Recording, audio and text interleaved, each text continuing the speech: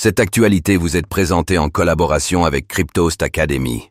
Ayez un temps d'avance sur le marché crypto en rejoignant notre communauté premium. Scandale du Libra.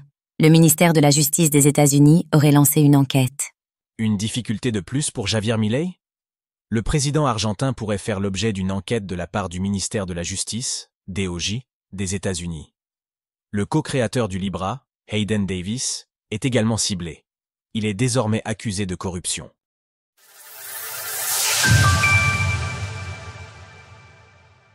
Les États-Unis se penchent à leur tour sur l'affaire Libra.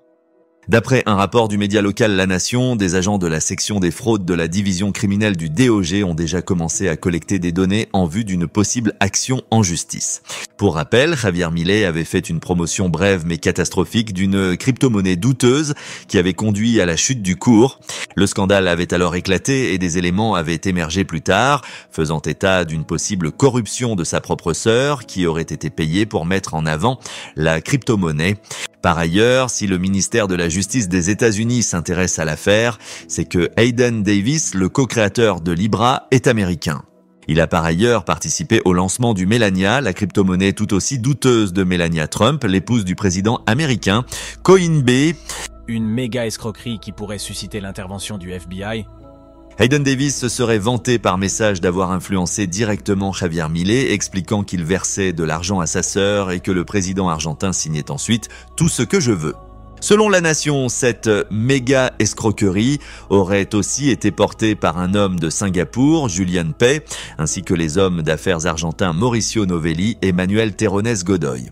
Les données collectées actuellement par le DOJ pourraient conduire à une plus large enquête qui ferait cette fois intervenir d'autres agences, dont le FBI, le Department of Homeland Security, ainsi que la Securities and Exchange Commission, SEC. L'affaire a déjà déclenché une enquête au sein du gouvernement d'Argentine. De son côté, Hayden Davis a, selon ses dires, engagé des services de sécurité pour se protéger des menaces dont il fait désormais l'objet. Javier Milei a tenté d'éteindre les flammes, mais le scandale intervient dans une situation politique déjà tendue.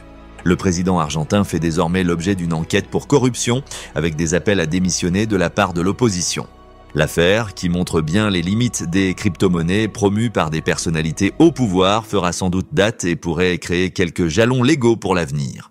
Retrouvez toutes les actualités crypto sur le site cryptost.fr.